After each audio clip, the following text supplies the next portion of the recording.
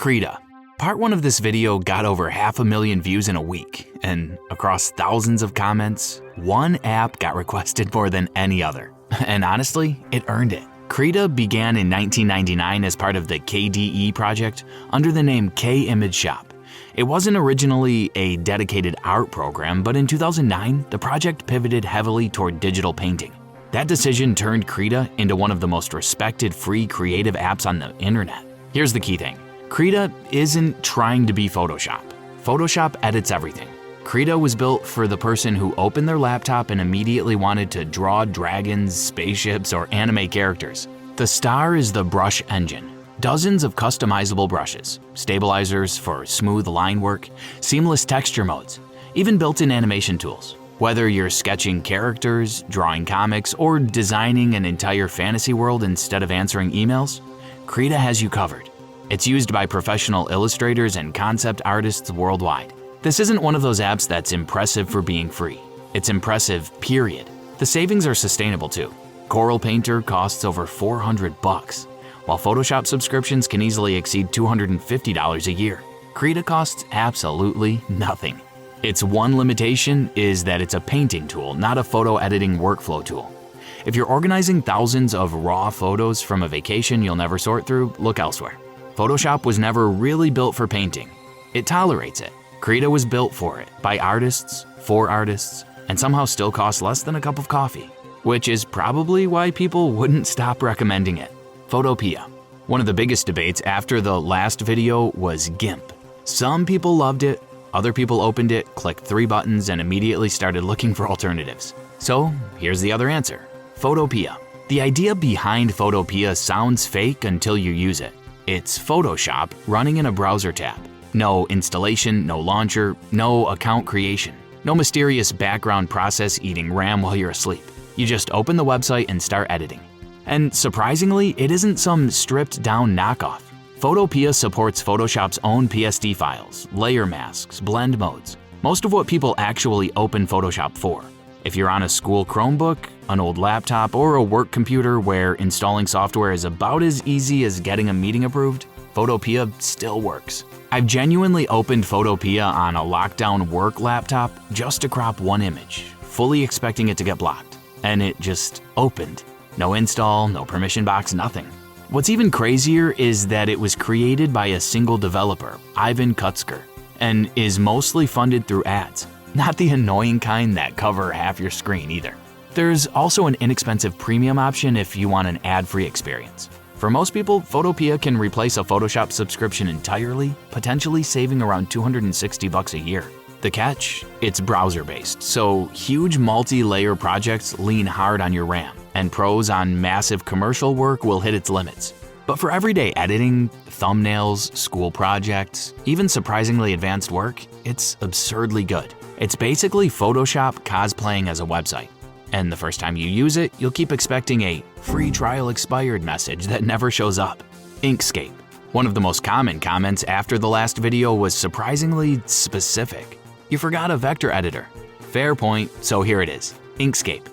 If Photoshop, GIMP, and Photopea work with pixels, Inkscape works with vectors. Instead of storing an image as millions of tiny colored squares, it stores mathematical paths and shapes. The result is almost unfair. You can make a logo the size of a business card, then scale it up to a billboard without it turning into a blurry mess that looks like it was downloaded from Google Images in 2007.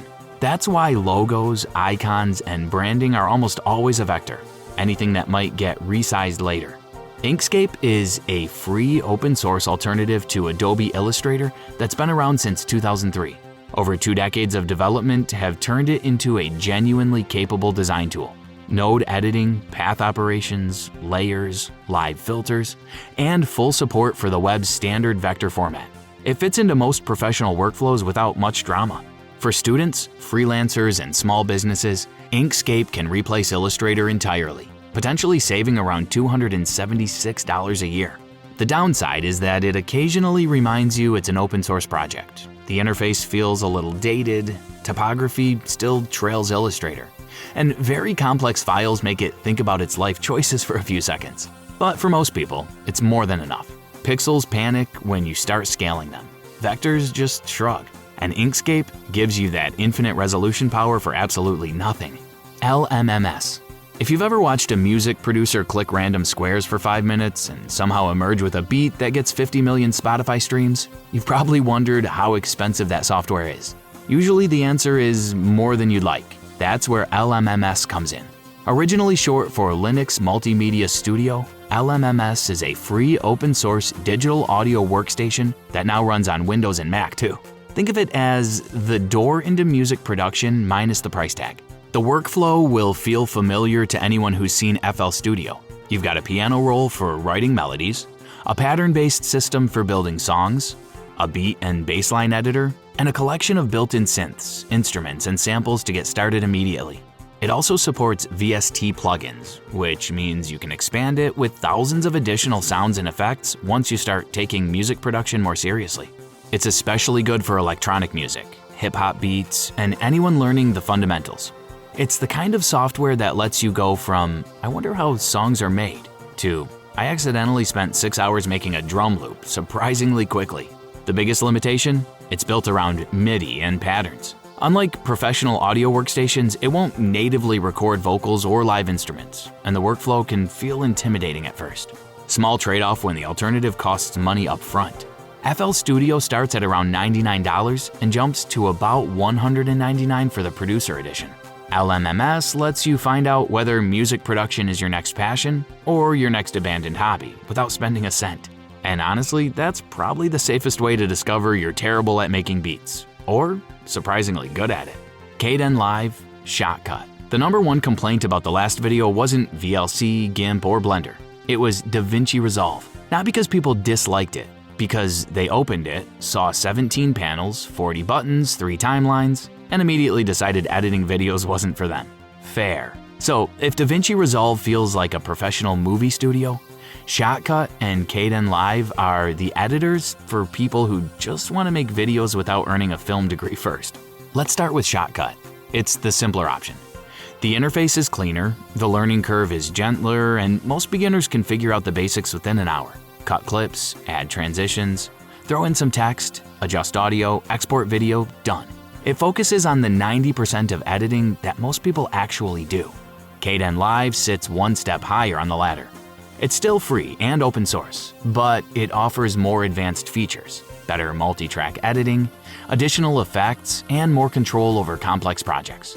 It's especially popular among Linux users, though it runs perfectly fine on Windows too. The easiest way to think about them is Shotcut if you're starting, Kdenlive when you want more control, DaVinci Resolve when you suddenly start saying things like cinematic color grading. Neither matches Resolve's professional color tools or Adobe Premiere's massive plugin ecosystem. If you're editing a Netflix documentary, you'll probably outgrow them eventually. But for YouTube videos, school projects, tutorials, gaming clips, family videos, and social media content, both are more than capable. And unlike Premium Pro, they don't send you a monthly reminder that your video editor costs more than some streaming subscriptions combined. KeePassXC. This is the one I'd actually trust with my own passwords over everything else here, and I don't say that lightly. KeePassXC is a free open source password manager. If your current password strategy is some variation of your pet's name followed by 123, this section is for you. The basic idea is simple. Instead of remembering dozens of passwords, you remember one master password. KeePassXC stores everything else in an encrypted vault locked with the same military-grade encryption banks use, the kind experts describe as, this would take centuries to crack. What makes KeePassXC different from services like 1Password or LastPassword is ownership. Your password vault isn't stored on somebody else's servers by default. It's a file you own. You can keep it entirely offline, store it on a USB drive, sync it through your own cloud storage, or back it up however you want. No subscription required. No account creation, no company deciding next month that a feature now costs extra. Despite being free, it still does browser integration, password generation, auto-type, and flags weak or reused passwords. The downside is convenience. Since your vault belongs to you, backups and syncing are also your responsibility. Cloud-based password managers handle that automatically. KeePassXC gives you more control but asks you to be slightly more organized. Still, when alternatives cost around $36 a year, the savings add up. Every few months, a password company gets hacked, changes its pricing, or announces a new premium tier. KeePassXC can't increase your subscription fee because it doesn't have one. Your vault is your vault. And if Part 2 is already saving you money, or your passwords, hit like. It genuinely helps. Thunderbird. Most people never think about their email app. They open Gmail or Outlook, answer a few messages, move on. But spread your inbox across multiple accounts, and it gets messy fast. That's where Thunderbird comes in. Thunderbird is a free open-source email client from the same organization behind Firefox. Instead of bouncing between Gmail, Outlook, work email, and that one ancient account you refuse to delete because it's connected to everything, Thunderbird pulls them all into one place. One inbox, one app. No ads squeezed between emails pretending to be important messages from your bank. It's packed with things people don't realize they're missing. Unified inboxes, advanced filters, calendar integration, built-in email encryption, and a huge library of add-ons. Thunderbird is one of the oldest survivors of the early open-source internet. It looked like it might quietly fade out. Instead, it got revived, modernized, and in late 2024, finally launched on Android after nearly 2 decades stuck on desktop. The downside is that Thunderbird values function over style. Setting everything up takes a little more effort than simply opening the Gmail app, and the interface won't win any design awards. But once it's configured, it's incredibly powerful. For people paying for Outlook through Microsoft 365 primarily for email features, Thunderbird can eliminate that cost entirely while keeping your inbox out of another advertising ecosystem. 20 years on, Thunderbird's still the best way to run your email without renting it from an ad company. Calibre. If you read ebooks regularly, Calibre is one of those tools that quietly becomes impossible to live without. At its core, Calibre is a free open-source ebook library manager. Think of it as iTunes for books, back when iTunes actually organized things properly.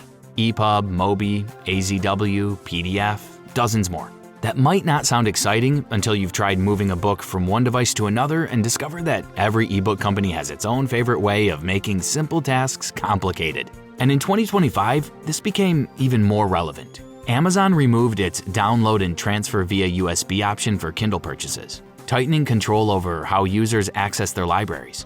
It was a reminder that digital ownership often isn't as straightforward as people assume. That's where Calibre shines.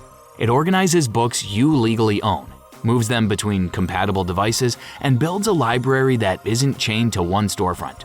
The downside is obvious the moment you open it. Calibre looks like it was built in 2009. It's powerful, but it can feel overwhelming at first. Still, once you learn it, it's incredibly useful. Calibre is the difference between having a pile of ebooks scattered across devices and having an actual digital library. Joplin. Part 1's note-taking recommendation was Obsidian. A lot of people agreed with that choice. A lot of other people basically replied with, "Cool, now show me the encrypted version." That's where Joplin comes in. Joplin is a free open-source note-taking app built around a much more traditional approach. Instead of graphs, backlinks, and knowledge management systems that make you feel like you're building a conspiracy board, Joplin uses notebooks and tags, like an actual notebook. It supports Markdown, syncs across devices, and adds end-to-end encryption so your notes stay private.